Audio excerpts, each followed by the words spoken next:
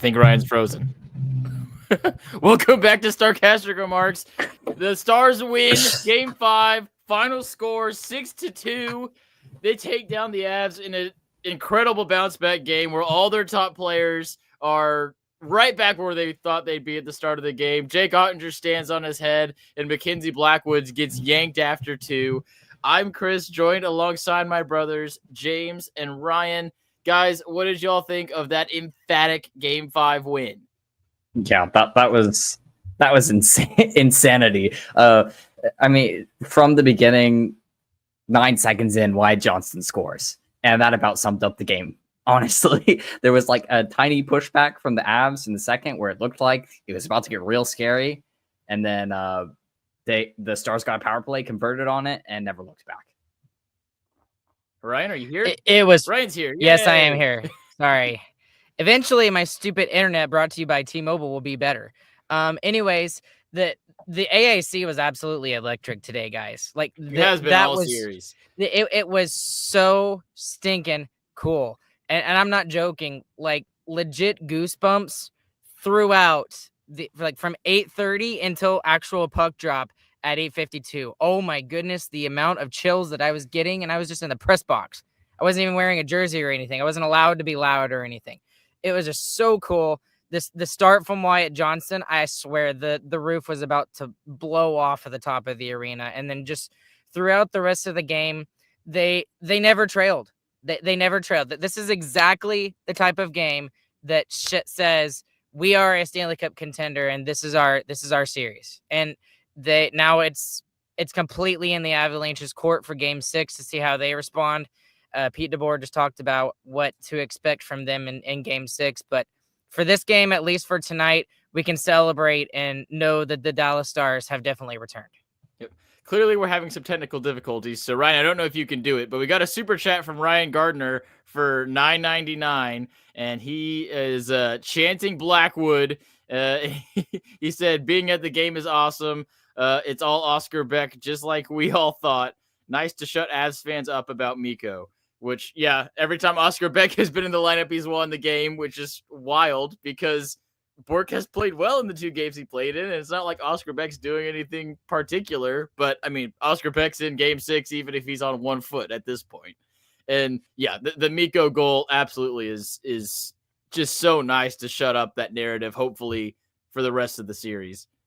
Yeah, and it's the game-winning goal, too. Yep. It does turn out to be the game-winning goal. So I didn't get a chance to ask Pete DeBoer this, but I'll ask you guys what y'all think.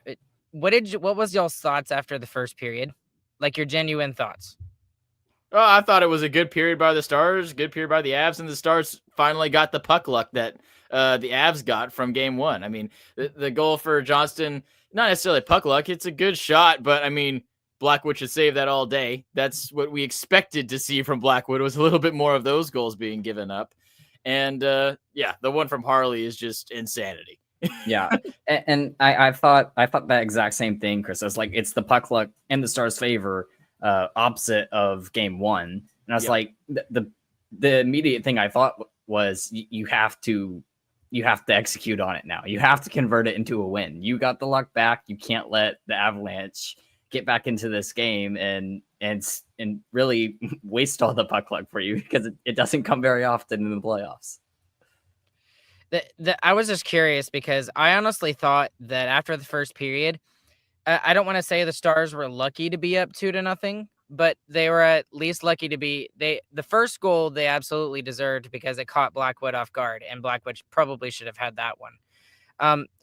In terms of the first period, and this is going to be like the unsaid storyline for me, Jake Oettinger deserves every single bit of praise from this game more than anybody.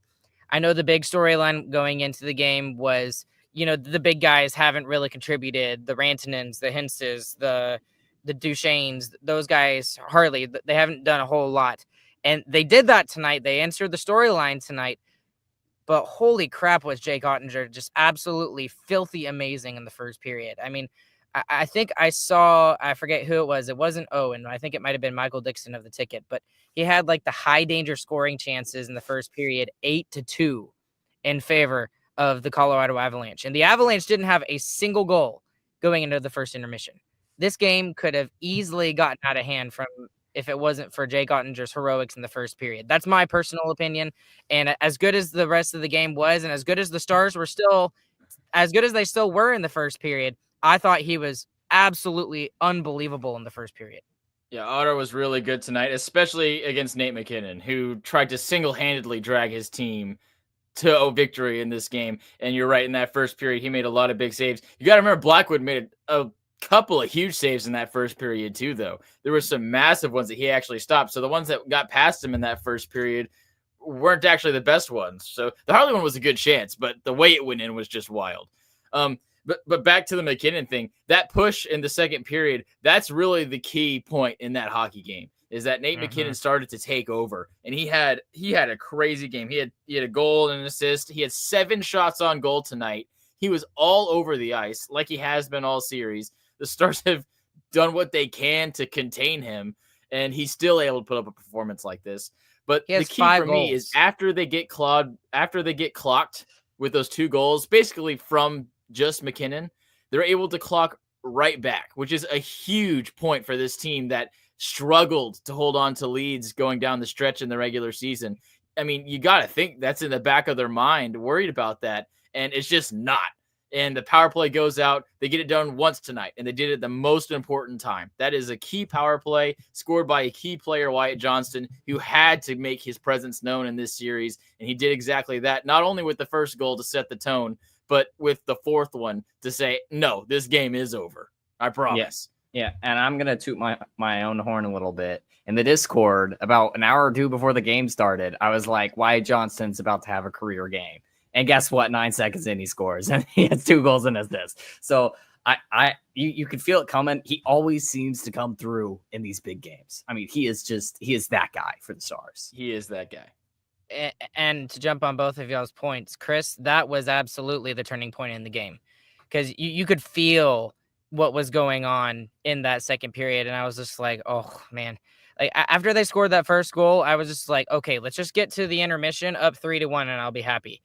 And not only did they not do that, but they were up by another 2 at the end of the second period. I mean, just the fact that you were able to get punched in the face by Nathan McKinnon, the best player in the world. And he is the best player in the world. I have no doubt in my mind after watching him this series. He is better than McJesus, and he has been better than McJesus for the last 1.5 years. No, it's true. He is the greatest player in the world right now.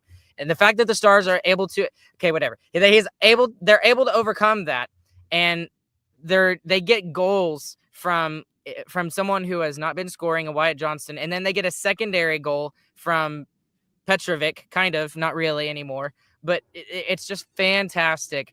The ability of the Stars to go back and really respond after a really, really, really bad couple of plays that allows McKinnon to make this game at least close. And it was just absolutely fantastic. And for your point about Wyatt Johnston, James, I'll say it again. This guy is the next captain of the Dallas Stars. And if there is anybody that says otherwise, that says Miro or Jason Robertson, you have no. It is single-handedly. There's no question in my mind that this 21-year-old kid is going to be the next captain of the Dallas Stars when Jamie Benn decides to hang up his skates. And really, you can see it at the end of Game 4. I mean, he is going in on that random power play that they got at the end of that game, and he is really upset, and he gets into a scrum off the power play, gets a penalty for it. I mean, he was ready to start this game before Game 4 ended. Yeah, and the other guy who seemed like he was ready was Mikko Rantanen. And we've talked about he hasn't been invisible in this series. He's been there. He's been all over everything. And it just feels like that goal, after a great pass from Rope Hintz, just lit him up. And he was on fire after that. He finishes the night with 3 points with a +2. That line dominated this game tonight. I mean, more specifically, him and Rope had so many chances, could have scored 5 on their own. And if they can find a way to push that along into Game 6, this series is going to be done here in a few days. Yeah, I thought they looked fantastic. And I mean, it's been the whole series that Rantanen's gotten chances and he's whiffing and is whiffing. And even in this game, in the first period, he had a great chance and someone got back, just got a little bit of a stick, and it looks completely harmless. But you on the 2-on-1, as soon as he sunk that, I mean, you could feel it. He was done. He was ready to go off, and he gets 2 more assists on the night off of it too. And then just the fact that he comes into this game and Avalanche fans are jeering the crud out of him as they should. I mean, that's their job as Avalanche fans.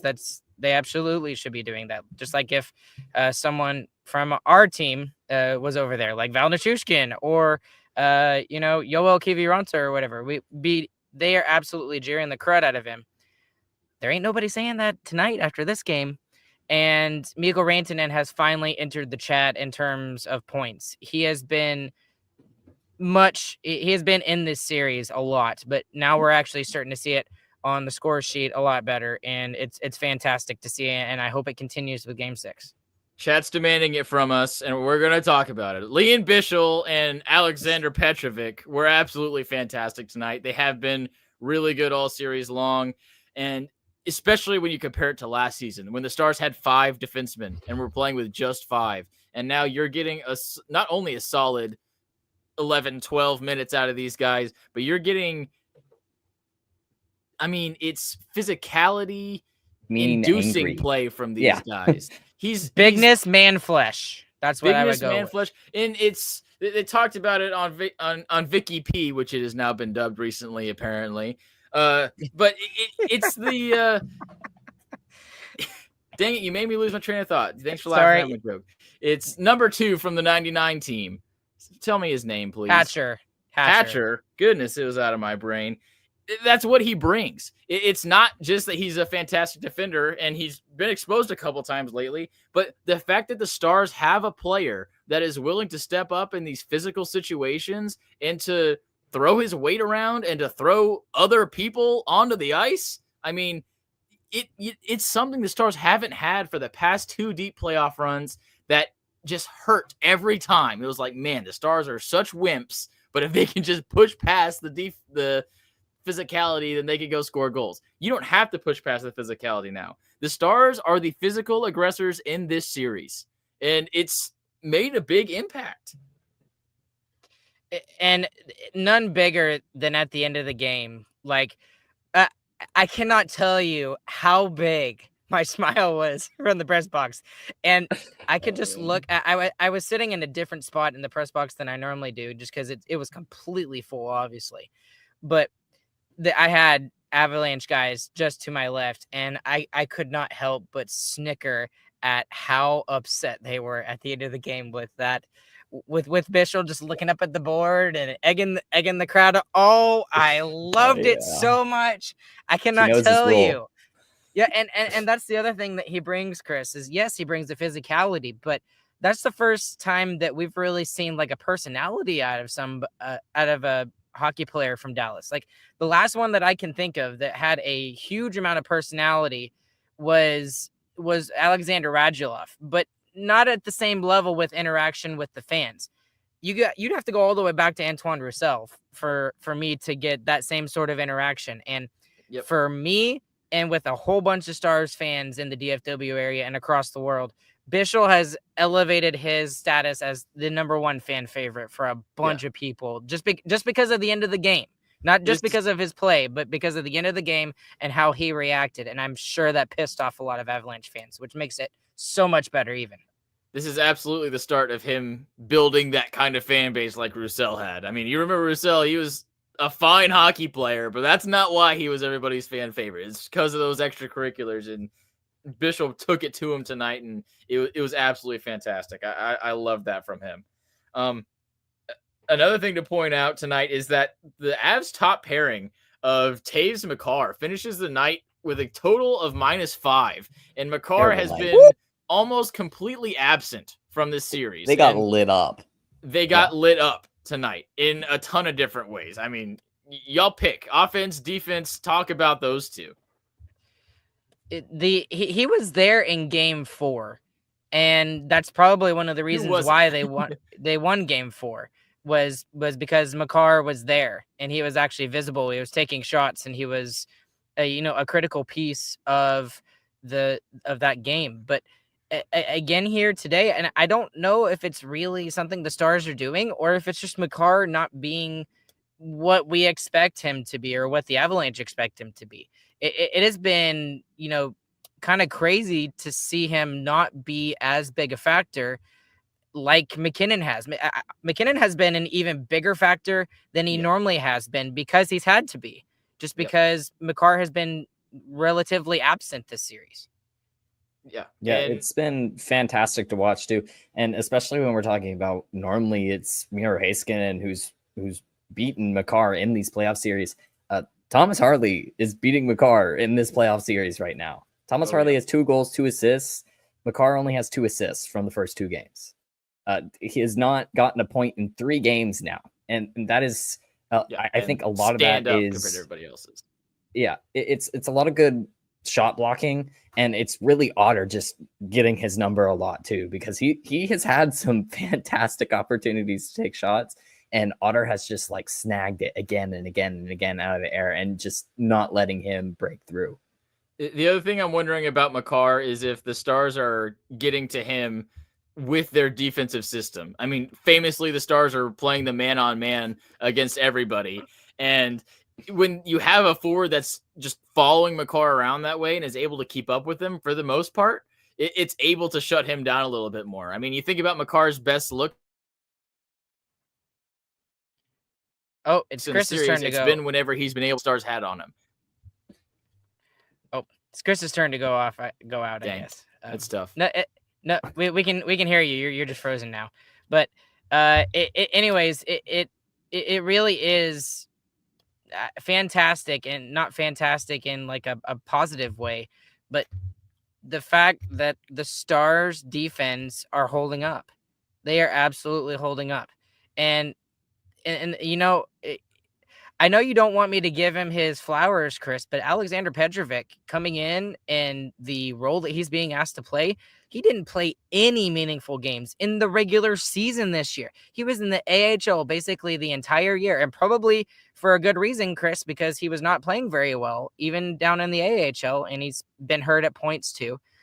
But man, has he come in and been like a solid number 6. He got lit up a little bit last game, but he has come in and he has played very, very well as that guy right next to Liam Bichsel. And because he's able to be, super stable and just be the guy that makes the simple plays and just eats up some minutes, the rest of the guys have been able to fall in the line. I mean, Cece has been excellent. He was absolutely fantastic on the penalty kill when Essa got thrown in the box. That's probably the best I've seen CC play, where I noticed him and he was, you could see that he was making a difference. Most of the time he's invisible, but that was fantastic.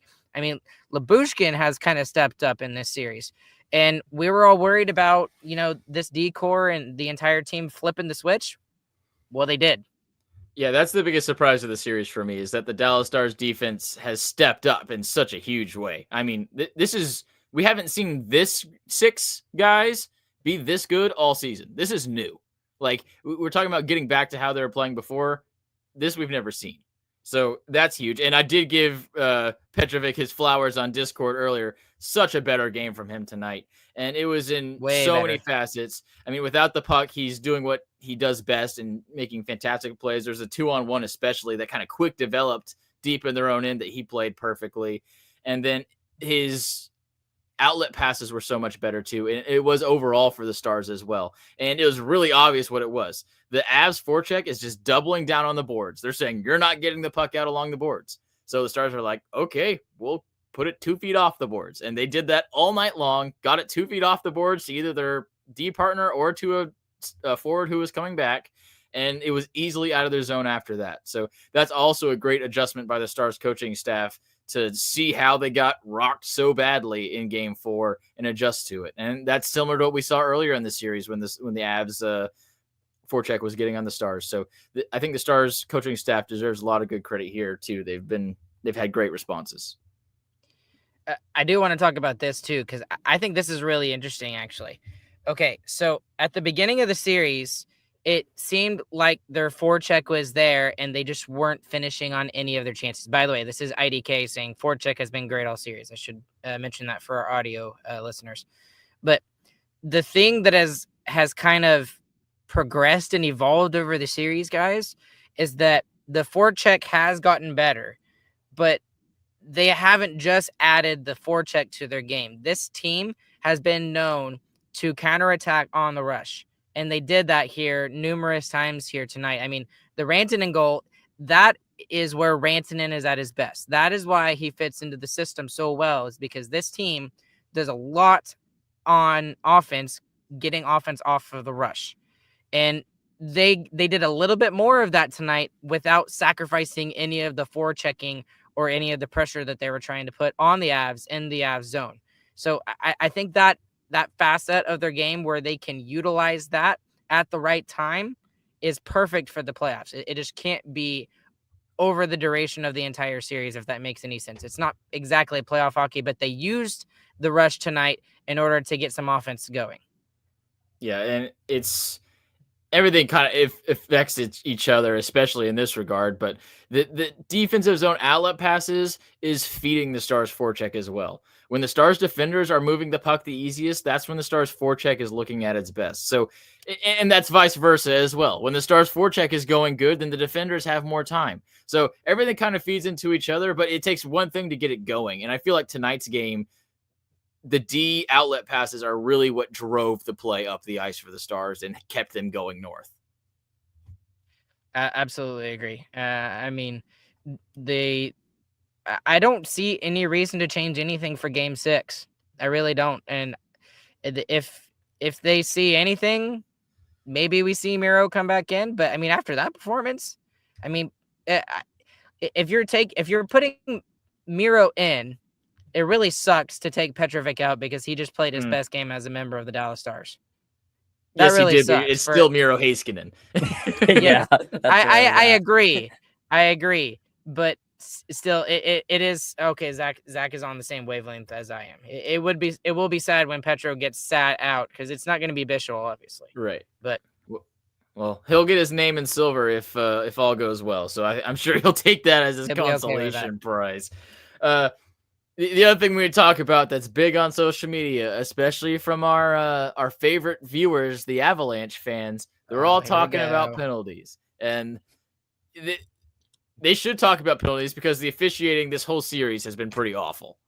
But it's gone both ways. So the Avs have had plenty of chances to use officiating to their benefit, especially in the 2 overtime games. They have 2 games served on a platter to them for their best players to go take them, and they fail to do it each time. So I don't really want to hear about penalties. They've been bad all around. Plenty of diving both directions. So if you're not going to score goals on the power play, Avs, shut up about it. Okay, Yeah, so that's really what I would come down to too. Is like, yes, the penalties have been stupid. What's been called, what's not been called is neither team, neither fan base has liked it. But I think it's more of failed execution on teams' parts when they don't score on the power plays. I mean, that's basically been the whole series. Whoever is winning the special teams battle, regardless of how the calls come, has won the game. I mean, that's what Razor talks about all the time. How do you win playoff games? Special teams and goaltending. And especially today, it was blatantly obvious which team was better. And to kind of talk to your point a little bit, Chris, we're being consistent here when we say this, and we've been consistent through the entire series. And I would say throughout the duration of the season, and saying that the officiating at times, especially this playoff series, my gosh, has been really, really, really, really bad. And did Jamie Benn sell it? Oh yeah, absolutely. Oh my goodness, no, that was the great. Stick. He just skated directly into the stick. But like, yes, and then the other direction, Manson, a massive man, gets touched in the thigh, and then he falls down. So yeah, it's both ways, guys. Let's not pretend like it's not. And gets called tripping, right? Exactly. And that is the key. And you said it, is that you can't let that be the deciding factor for winning and losing games. Refs are going to call bad penalties on both sides. It is how you respond to them. And you know what? In game 3 and in game 5, the Stars PK has been one of the biggest storylines in the fact that they go 0 for 6 in game 3. And then tonight, I think it was 0 for 4. 3. 0 for 3. And I mean, if you're going to complain about penalties, there are plenty of penalties both ways. And again, you can't call this podcast out or us three, because we have been very, very consistent in what we've been saying. No, and that, please call yes, me out. we I hate need the clout. Yeah. And also, the other thing is that they're just saying that calls aren't being made in general. This is the series with the most penalties. Yeah. This series has the most penalties in the NHL. So to say that your skill's being taken away by a bunch of grabs and holds and hooks is not true. It's wrong. It's just false. It's a false narrative. Yep. And the one that people keep pushing towards is when Roope Hintz, let's be honest, he basically cross-checked Nathan MacKinnon in the head. He did. Uh-huh. But when you look at what MacKinnon is doing, it is blatantly obvious that he's trying to throw another pick play, just like how Nelson did in game 3, game 2, whatever it was. Yeah, whatever it was. And if you're gonna do that, then you're gonna pay the price for it. Yes. Yeah. And if we get a penalty for it, then great. Yes, call it. Okay, do it. And the Avs have been... don't get mad when you get a power play on a really dumb tripping penalty that was called against us, and you don't score on it. Like stop being such crybabies. Yeah. And the Avs have been interfering with the Stars off of every face-off this series. This is like a common theme, and it's not getting called. It's not going to get called, and so the Stars are fighting back, albeit cross-checking someone in the back of the head is ill-advised and probably not great. But well, I think honestly, what Roope was going for on that is he was trying to get offsetting. I mean, he sees the pick coming. He knows he's going to get taken out of position. So he's like, all right, well, if I blow this guy up, then we'll probably both go. And they just didn't call anything, which I guess is their prerogative. But if you want to complain about somebody cross-checking your number one center, I mean, let's go back to last season when MacKinnon did the same thing to Roope and took him out of the rest of the season. So, yeah, you can shut up about that. And I think Roope remembered that a little bit. Yeah. That had to, you can't say that was in the back of his mind when he was doing that. It had to be. So it's still not good to do that. Still don't do that. Bad. Okay. Anything else y'all want to talk about before we get to biggest winner, biggest loser? Nope. I do want to say one thing in that the Stars penalty kill has probably been the biggest storyline of the entire series. Like, Oettinger's been very good. The top guys showed up here tonight. We're doing this without our number one scorer and our number one defenseman. And I keep coming back to the Stars penalty kill and how ridiculously key they have been in ridiculously key moments. And you mentioned it, Chris, the 2 overtimes. I mean, without those wins, the Avalanche might have won game 4 and swept the Stars. I mean, that was a legitimate possibility. They do it in game 3 swimmingly, and they go 6 for 6. Here tonight, they go 3 for 3, and it's against 2 of the best players in the world on the other side with, Cale Makar and Nathan MacKinnon. It's just, I can't say enough good things about Jake Oettinger and the Stars penalty kill in particular with this series. Sorry, I'm done. All right, boys. Biggest winner, biggest loser.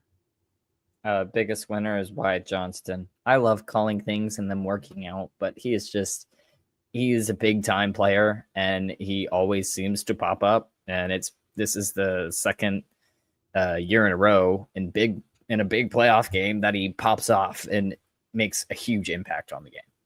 Wyatt Johnston, 2 goals, 1 assist, led all forwards in the game, Stars and Avs, with 21-24 time on ice as your third line center.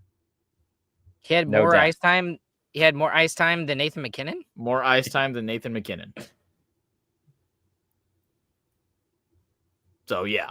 I think Ryan froze after that, or he's just shocked by my knowledge. That's quite shocking. My biggest winner is Mikko Rantanen because that guy deserved what came to him there. I mean, he has been scrapping for everything all series long, and he finally gets rewarded. And he breaks the seal with that goal, and it just looked like he was off to the races after that. It got those 2 assists. We could have seen plenty of more goals.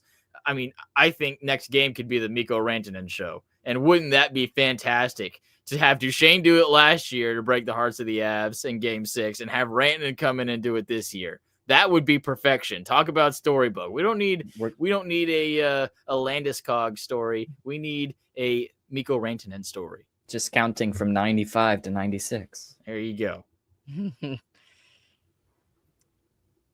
I guess it's Ryan? mine. Yeah, it's yours. Yeah. That's how we do the show. Sorry, I'm not paying attention. I'm looking at Twitter while I'm doing this at the same time. Y'all kind of said some obvious ones, so I'll say a lesser obvious one. I talked about the penalty kill a little bit, so they're my pseudo biggest winner, but the real biggest winner is Jake Oettinger still. I mean, he has been lights out, the best Dallas Star in this series, and he did it in Game 3 especially, and he was even more key here in Game 5 in the first period when I honestly thought the Stars could have been down instead of being up 2-0. Got a little bit of puck luck and a lot of good saves from Jake Oettinger in the first period. That's my personal opinion. Otter was 26 for 28 with a .929 save percentage. He was fantastic tonight. Now your biggest losers.